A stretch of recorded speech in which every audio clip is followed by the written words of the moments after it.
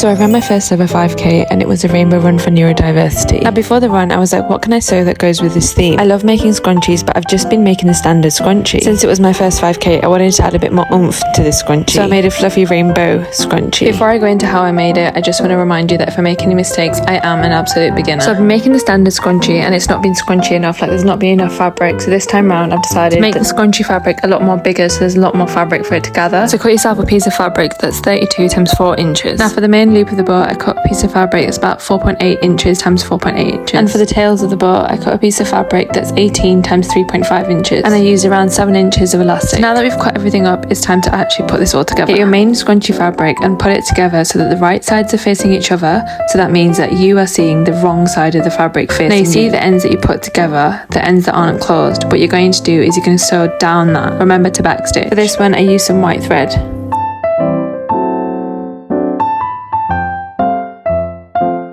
So you see the bit that you sewed together, so I think it's called the seams. What you're going to do is you're now going to pick that up and you're going to bring it all so it's in the middle. So can you see how I'm bringing it? Just opening it up, bringing it there and just placing it so it's in the middle. So you see the first layer of fabric that's facing you. What you're now going to do is you're going to get it and you're going to roll it together like a burrito. So basically bring it in from the bottom, bring it in from the top, roll it up in the middle. So I'm basically going to call this middle bit the filling. So you see that fabric, that bottom fabric that it's sat on, I want you now to bring it from the bottom and meet the raw edge of the top. I hope that makes sense. So a bit like a blanket, you know, when you're covering something up, you're covering up that filling, you're pushing it in into the middle, and then the other fabrics you're lying together, you're meeting them together. When I first started making the scrunchie, this is the part that I found the hardest, so hopefully I can make it easy for you. So what I want you to slowly do is sew those edges together and then stop sewing. Make sure your needle is down so that it's holding the fabric in place and it doesn't move, and then you're going to slowly pull at that middle bit. So you can see how I'm just pulling it out but making sure that those edges are still touching, and then keep sewing and pulling, sewing, pulling.